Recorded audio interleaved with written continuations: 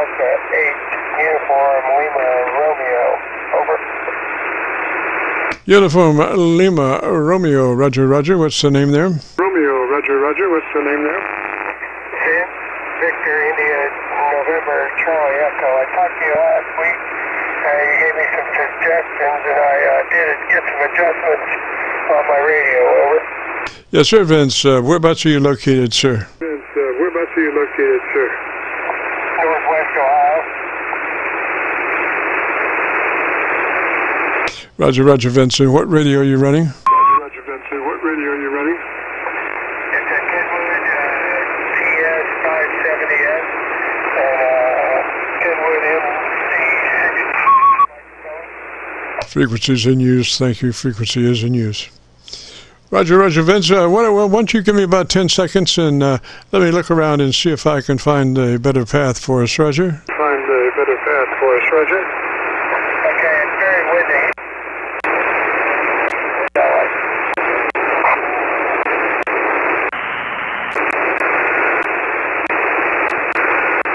Need just a little bit more audio, Vince. Maybe about 15 seconds. Tell me about your antenna system. Audio, Vince. Maybe about 15 seconds. Tell me about your antenna system.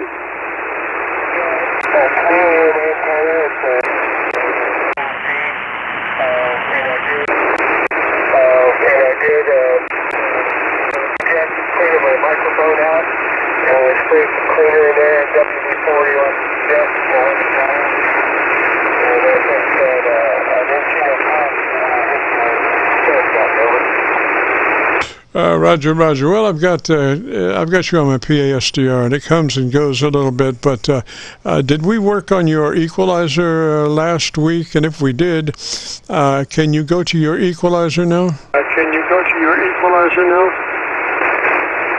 I don't know if we worked on the equalizer. I reduced the compression on this radio. Had a default setting on 10 on the compression. I reduced it to 5, and I reduced the bandwidth from 2.4 to 2. Over. You went from 2.4 to 2? You went from 2.4 to 2? Okay, so what you want to do is go the other way. You want the widest transmit bandwidth you can get. Like if all you can do is a 2.4, that's where you want to go, Roger. That's where you want to go, Roger. Okay, well, I need a little wider. All right, let me see what it does.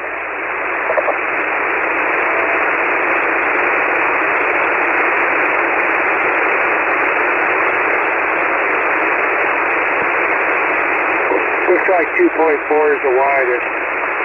Oh yes, sir. Makes all the difference in the world. It's like being outside of a, outside of a telephone booth, and then walking inside and hearing it, or being outside a room and then walking into a room full of you. That's great. The way you've got it now, Roger. When you put the to 2.4. Put the to 2.4. Yeah, 2.4. That's like the default, I guess. Roger, Roger. Now, did you're the one that had trouble with your microphone? I don't recall. Roger? The microphone, I don't recall. Roger? Yeah, you said there was some noise right when I pressed the send button, and I did spray some cleaner up in there, and then some WD-40.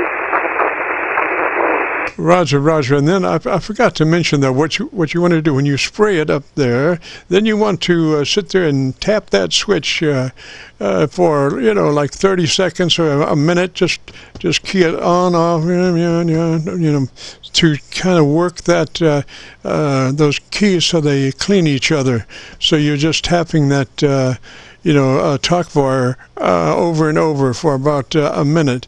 Maybe the radio's unplugged or whatever it is, or not transmitting, but you're just trying to clean those contacts by just, tapping it for about a minute after you spray it, Roger. For about a minute after you spray it, Roger.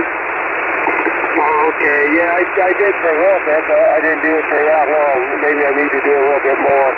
I have some, like electronics cleaner I sprayed up in there. and then WD-40 also, like you said, but maybe it needs it some more. Yes, you know, no, here I go getting in trouble again, but I wouldn't use the tuner cleaner, because what it does, it just strips everything off, and you don't have any lubrication left, whereas the WD leaves you some contact lubrication that leaves you in a good situation for, you know, maybe a year or so, and you might have to spray it again, you know. You might have to spray it again, you know. Okay. Yeah, I'll try that then. I kind of have to spray up this desk, Mike. I kind of spray it up in the bottom where the bus is, and I think it gets up in there. Roger. Now, if you can see the contacts when you you know, look up underneath it, if you can see the contacts, try to just take a rag and put up underneath there, and try to catch the blow by before it gets all over your desk or whatever. But try to concentrate on getting that stuff right on the contacts. Roger, Roger. The contacts. Roger, Roger. Okay, yeah, that's where it would be. Had it just builds up like corrosion over time. Yeah, so. Yes, sir. Yes, sir, it does. And you know, sometimes it just needs a little help from time to time. I've got many mix consoles, some you know, like 24-channel mix consoles that I've you know, they run some of the pan pots are Allen Bradley sealed pots, and I've taken a drill, oversized drill, and drilled the back of the sealed pot. Now, the whole idea behind that is to gain access to the wiper arm, and you have to be very, very careful, because, and that's why I use a wide drill, much wider, you know, and I don't drill all the way through. I just go through the outer edge, you know, so I can gain access with that WD.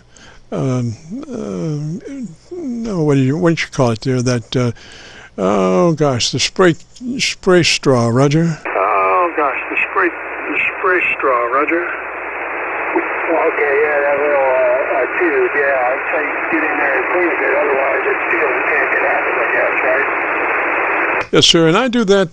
Those are upside down, so I'm upside down underneath those, and I'm, you know, spraying, and I've got a rag trying to catch the blow by and keep it out of my eyes, and I'm trying to reach over the top and manipulate the pot simultaneously with all that, just to work it in. And I use like 50 cycles audio to attenuate as I'm turning it up and down. You know, I do that also in my my mix pots, and when you do that, if you have any residual garbage on your carbon stuff, you'll hear it go all kinds of static. It's because 50 cycles is so low that you know, all that's left that you really can hear is the noise of the pot. So that's a good test. And when I don't hear that, when I bring the pot up and down, I know that it's lubricated properly, and I stop spreading. But I spray it so hard it's just running out, you know. It's spraying in and accumulating and just running out, and I'm catching it with a rag, Roger. Accumulating and just running out, and I'm catching it with a rag, Roger.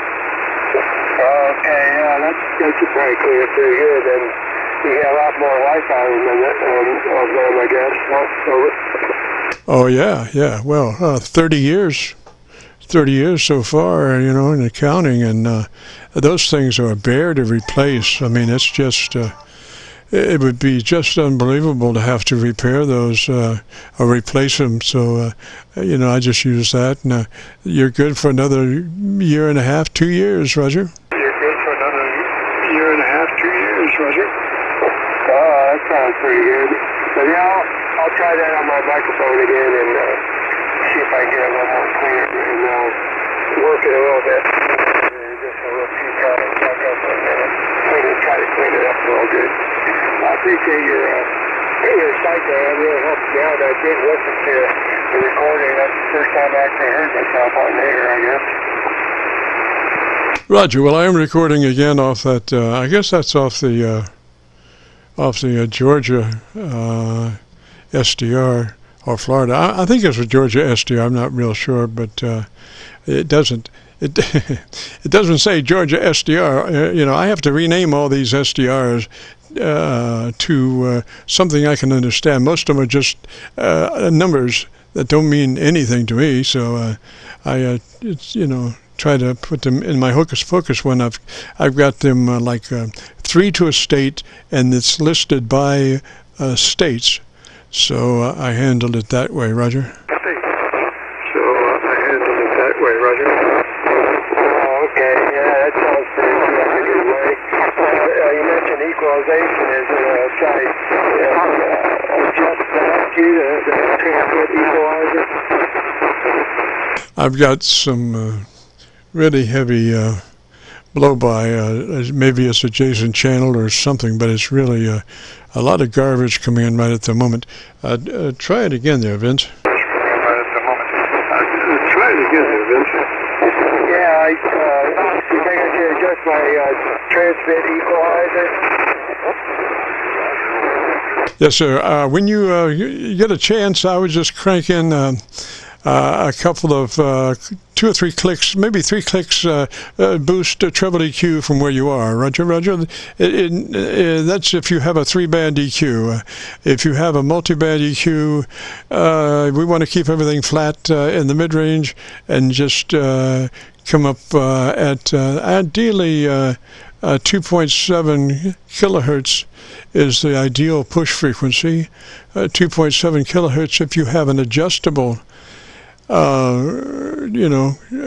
control, bring it up 3 clicks at 2.7 kilohertz, or if you have a 2 and 4K kind of thing, then just bring 4K up about 4 dB hotter than what it is, and 2K up about 2 dB or 2 clicks hotter. 2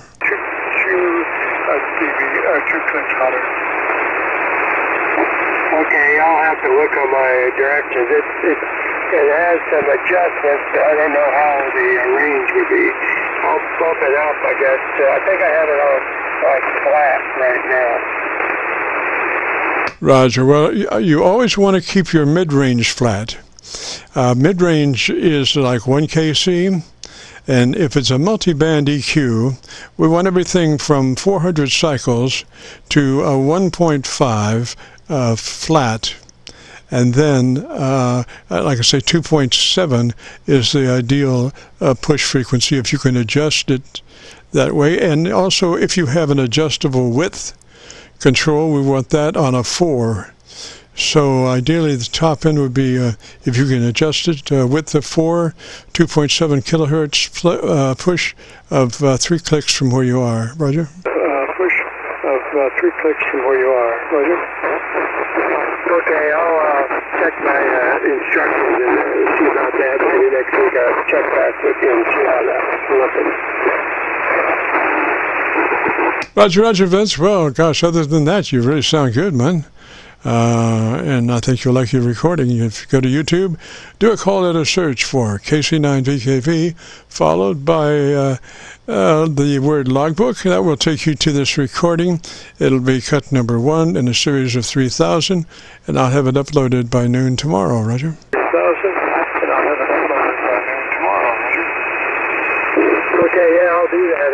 I did adjust my mic gain down. It was on like 50. I turned it down to like 35, and it did that audio type thing you mentioned. And I don't know if that maybe, I adjusted that down a little bit also. So, cutting please, and thanks a lot for your service. I'll do it again. Talk to you. Roger, Vince, 73, sir. This is the Friday afternoon Qso-Vlog net. If you have a radio you want to check out, give me a shout.